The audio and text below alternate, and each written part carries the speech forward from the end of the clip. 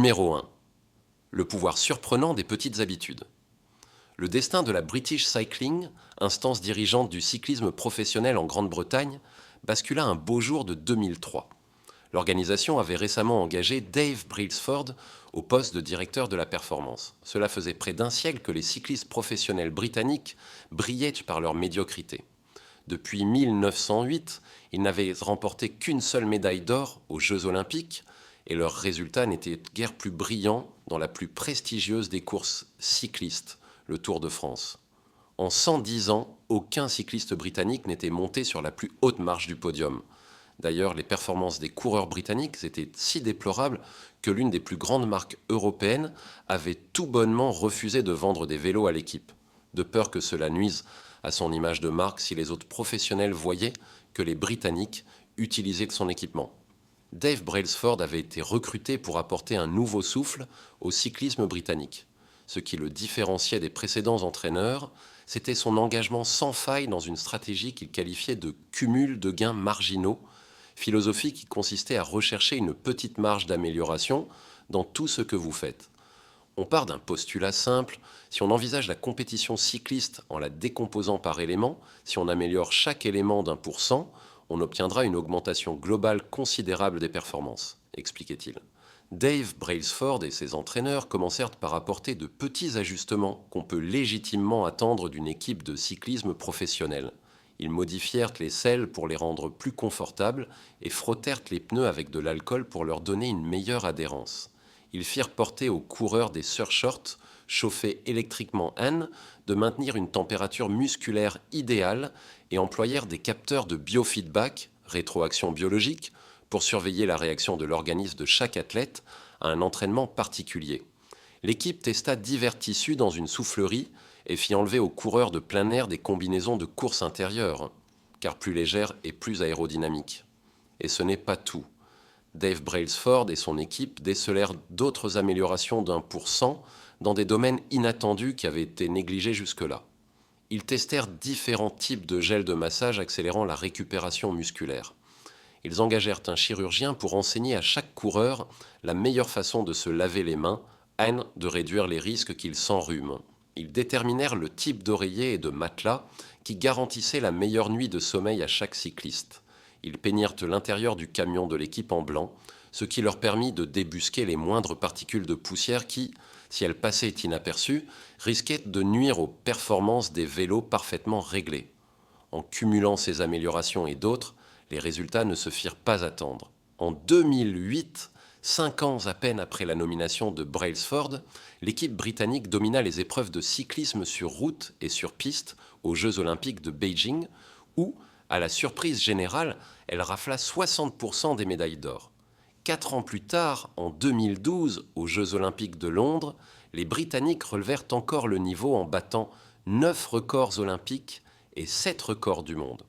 La même année, Bradley Wiggins fut le premier cycliste britannique à remporter le Tour de France. L'année suivante, son coéquipier Chris Froome arriva vainqueur. Il renouvela cet exploit en 2015, 2016 et 2017, offrant à l'équipe britannique 5 victoires sur le Tour de France en 6 ans. Au cours des 10 années écoulées, de 2007 à 2017, les cyclistes britanniques remportèrent 178 championnats du monde et 66 médailles d'or aux Jeux olympiques ou paralympiques, ainsi que 5 victoires sur le Tour de France, ce qui est considéré comme un véritable tour de force dans l'histoire du cyclisme. Comment est-ce possible ? Comment une équipe qui ne faisait pas partie du peloton de tête est-elle parvenue à transformer ses athlètes en champions du monde grâce à d'infimes changements qui n'apportent au mieux qu'une différence minime ? Pourquoi l'accumulation de petites améliorations permet-elle d'obtenir des résultats aussi remarquables et comment pouvez-vous reproduire cette méthode dans votre vie ?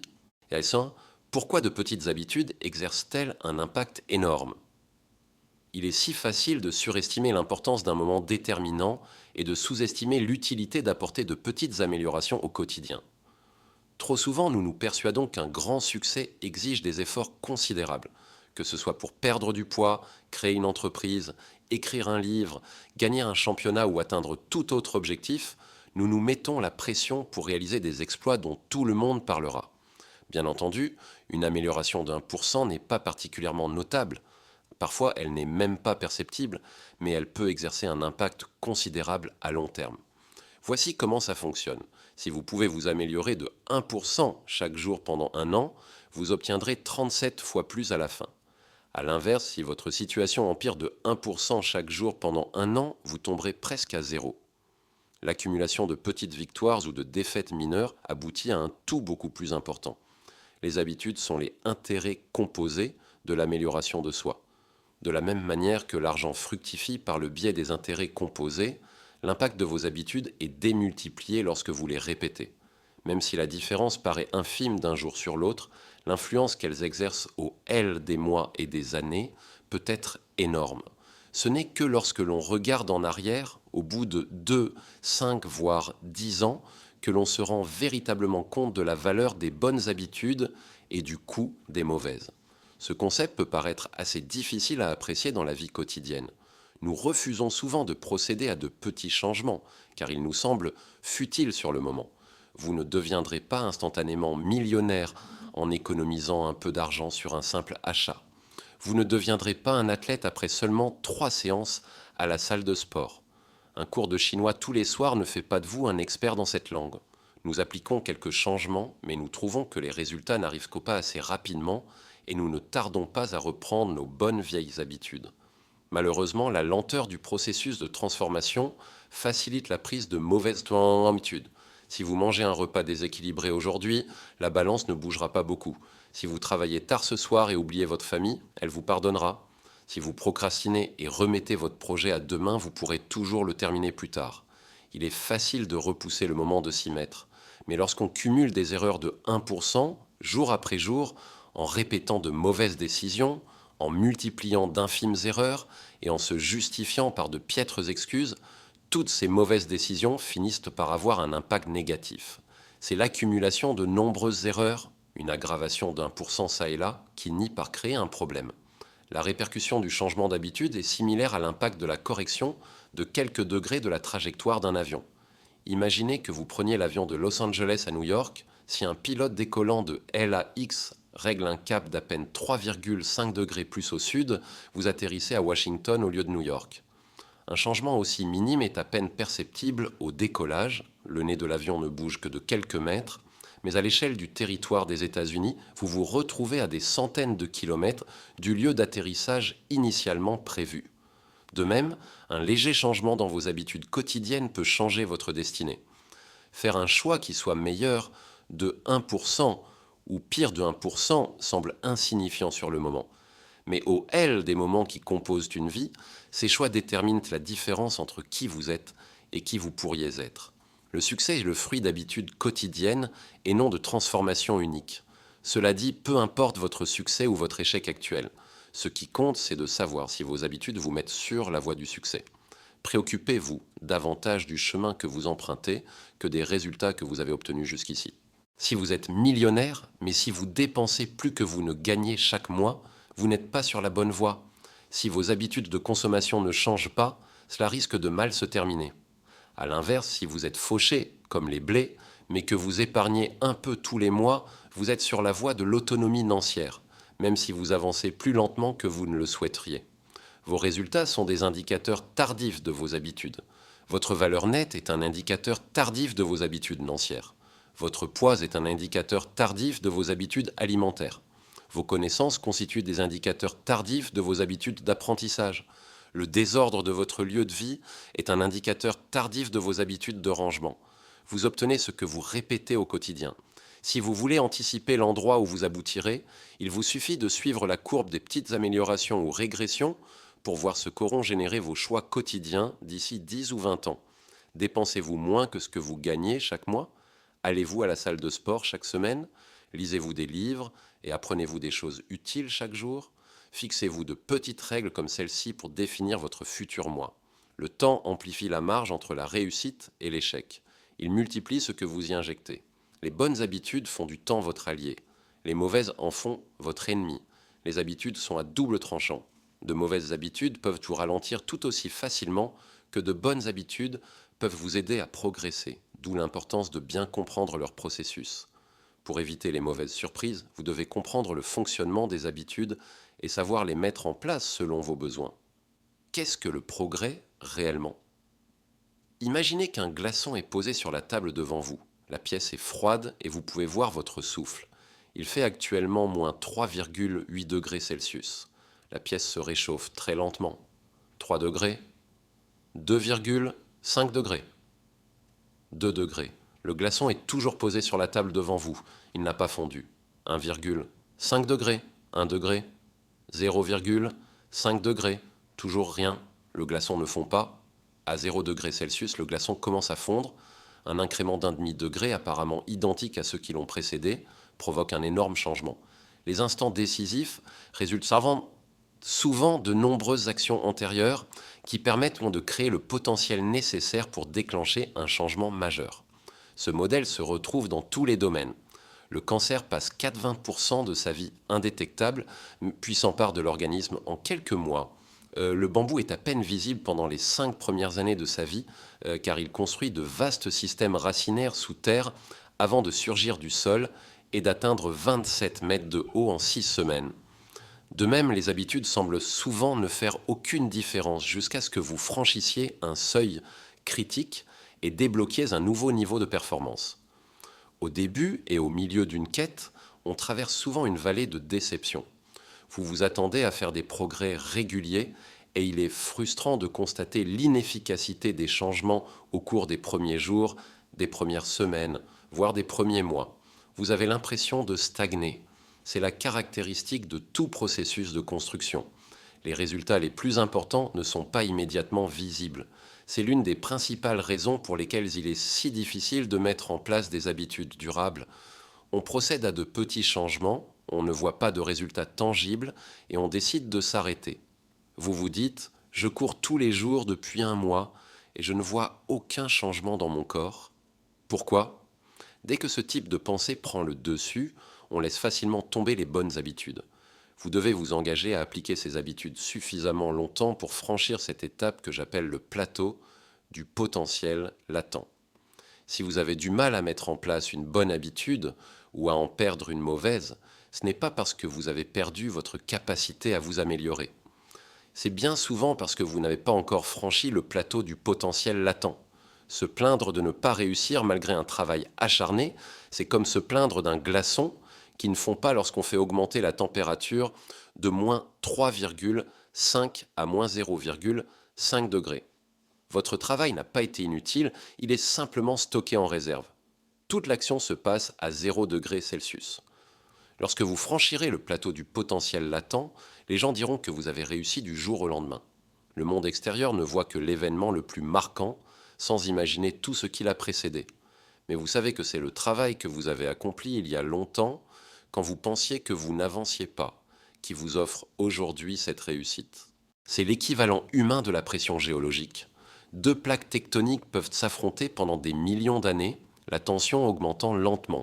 Puis, un jour, elles se frottent encore, comme elles le font depuis des lustres, mais cette fois la tension est trop grande. Un tremblement de terre a lieu, le changement peut prendre des années avant de se manifester brusquement. La maîtrise demande de la patience. Les San Antonio Spurs, l'une des équipes les plus titrées de l'histoire de la NBA, ont affiché une citation du réformateur social Jacob Riis dans leur vestiaire. « Quand rien ne semble fonctionner, je vais observer un tailleur de pierre abattant sa masse sur un rocher une bonne centaine de fois sans lui niger la moindre sueur apparente. Mais au 101e coup, le rocher se fendra en deux. Et je sais que ce n'est pas seulement le dernier coup qui a fendu le rocher, mais les 100 qui l'ont précédé. » Toutes les grandes réussites ont des débuts modestes.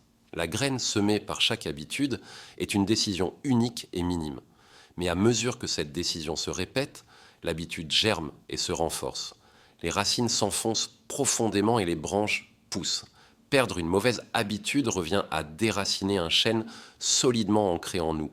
Et créer une bonne habitude revient à cultiver une fleur délicate un jour après l'autre.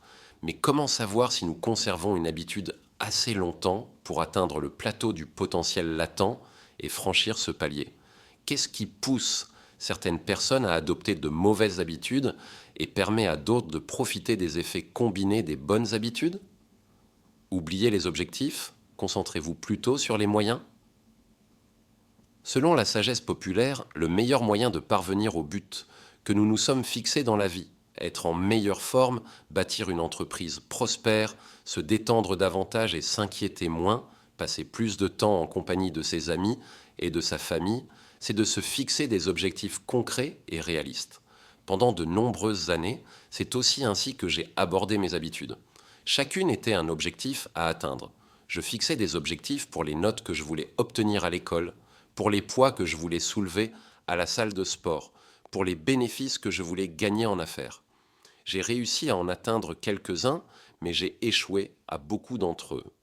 Finalement, j'ai réalisé que mes résultats avaient très peu de lien avec les objectifs que je m'étais fixés, mais beaucoup avec les moyens que je mettais en place. Quelle est la différence entre les moyens et les objectifs?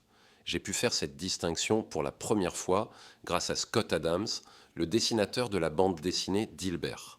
Et les objectifs sont les résultats que vous souhaitez atteindre. Les moyens sont les processus qui mènent à ces résultats. Si vous êtes un entraîneur, votre objectif est de remporter un championnat. Vos moyens sont la façon dont vous recrutez les joueurs, gérez vos assistants et menez vos entraînements. Si vous êtes un entrepreneur, votre objectif est de créer une entreprise générant des millions de dollars. Vos moyens vous permettent de tester des idées de produits, de recruter des employés et de mener des campagnes de marketing. Si vous êtes musicien, votre objectif est de jouer un nouveau morceau.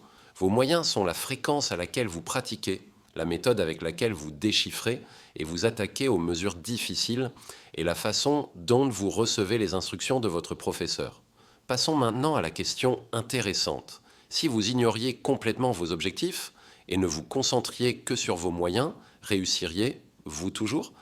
Par exemple, si vous étiez un entraîneur de basket, si vous ignoriez votre objectif de gagner un championnat et si vous vous concentriez uniquement sur ce que votre équipe fait chaque jour à l'entraînement, obtiendriez-vous toujours des résultats?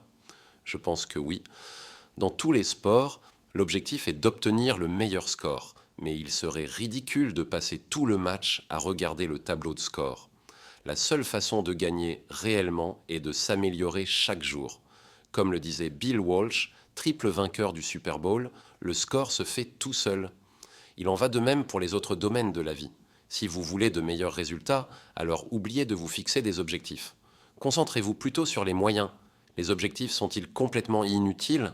Bien sûr que non, les objectifs sont parfaits pour définir un cap, mais les moyens sont les meilleurs outils pour progresser.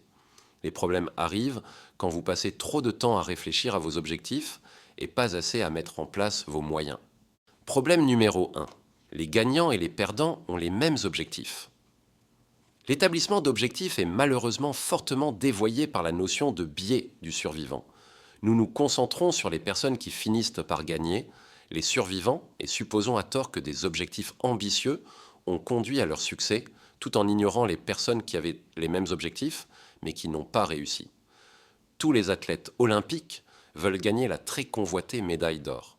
Et si les personnes qui réussissent et celles qui échouent partagent les mêmes objectifs, l'objectif ne peut pas être ce qui différencie les gagnants des perdants. Ce n'est que lorsqu'on met en place un système de petites améliorations continues qu'on obtient un résultat différent. Problème numéro 2, atteindre un objectif n'est qu'un changement momentané. Imaginez que votre chambre soit en désordre et que vous vous fixiez pour objectif de la nettoyer. Si vous mobilisez l'énergie pour ranger vos affaires, vous aurez une chambre propre. Pour un temps.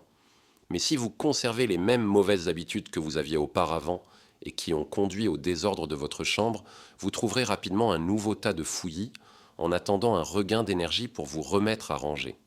Vous êtes condamné à retrouver le même désordre tant que vous ne changez pas de moyens. Vous avez traité un symptôme sans régler la cause. Atteindre un objectif ne change votre vie que momentanément. C'est le côté paradoxal de l'amélioration. Nous pensons que nous devons changer nos résultats, mais les résultats ne sont pas le problème. Ce que nous devons vraiment changer, ce sont les moyens qui produisent ces résultats. Lorsque vous résolvez des problèmes au niveau des résultats, vous ne les résolvez que temporairement. En de vous améliorer pour de bon, vous devez résoudre les problèmes au niveau des moyens. Traitez les causes. Les conséquences se résoudront d'elles-mêmes. Problème numéro 3, les objectifs sont des obstacles à votre bien-être.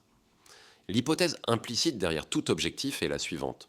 Une fois que j'aurai atteint mon objectif, je serai heureuse. Le problème de l'idée reçue selon laquelle le bonheur est un objectif à atteindre, c'est que vous êtes toujours en train de reporter le bonheur à la prochaine étape. Je suis tombé des milliers de fois dans ce piège. Pendant des années, le bonheur a toujours été l'objectif de mon avenir. Je m'étais promis que lorsque j'aurais pris 10 kilos de muscles, ou lorsque mon entreprise aurait été citée dans le New York Times, je pourrais enfin prendre du bon temps. Il faut savoir que les objectifs créent un conflit soit vous atteignez votre objectif et vous réussissez, soit vous échouez et vous êtes déçus. Vous vous enfermez dans une vision étroite du bonheur. C'est une erreur. Il est peu probable que votre chemin de vie corresponde exactement au voyage que vous aviez en tête au moment du départ. Cela n'a aucun sens de limiter votre satisfaction à un seul scénario lorsque plusieurs chemins mènent au succès. L'antidote, adopter une approche axée sur les moyens. Lorsque vous appréciez plus le processus que le résultat, vous n'avez pas à attendre pour vous donner la permission d'être heureuse. Vous pouvez être satisfait chaque fois que le moyen que vous utilisez fonctionne. Et un moyen peut fructifier sous de nombreuses formes, pas seulement celles que vous envisagiez en premier lieu. Problème numéro 4, tout miser sur les objectifs est incompatible avec une progression sur le long terme. Pour finir, un état d'esprit axé sur les objectifs peut créer un effet yo-yo. Beaucoup de coureurs déploient des efforts considérables pendant des mois, mais dès qu'ils ont franchi la ligne d'arrivée, ils cessent de s'entraîner, la course n'est plus là pour les motiver. Lorsque tout votre travail acharné est axé sur un objectif particulier, que reste-t-il pour vous faire avancer une fois que vous l'avez atteint? Rien. C'est ainsi que beaucoup d'entre nous reprennent leurs vieilles habitudes après avoir atteint un objectif. On fixe des objectifs pour gagner un match. Le but de la mise en place de moyens est de continuer à jouer. Sur le long terme, il faut donc adopter une approche sans objectif. Il ne s'agit pas de réaliser une prouesse unique. Il s'agit d'un cycle de perfectionnement sans haine et d'amélioration continue. En haine de compte, c'est votre engagement dans le processus qui déterminera votre progression.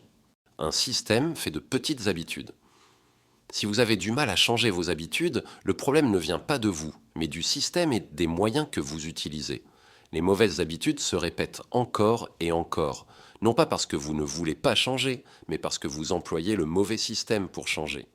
Vous n'atteignez pas le niveau de vos objectifs, vous restez au niveau de vos moyens. L'un des thèmes fondamentaux de ce livre est de se concentrer sur le système global, plutôt que sur un seul objectif. Vous avez probablement compris qu'une petite habitude correspond à un changement minime, à un gain marginal, à une amélioration de 1%. Mais les petites habitudes ne sont pas simplement des manies, si dérisoires soient-elles. Elles font partie d'un système plus vaste. Ce sont les éléments constitutifs de résultats spectaculaires. Les habitudes sont le ciment de notre vie. Chacune contribue à bâtir votre amélioration globale.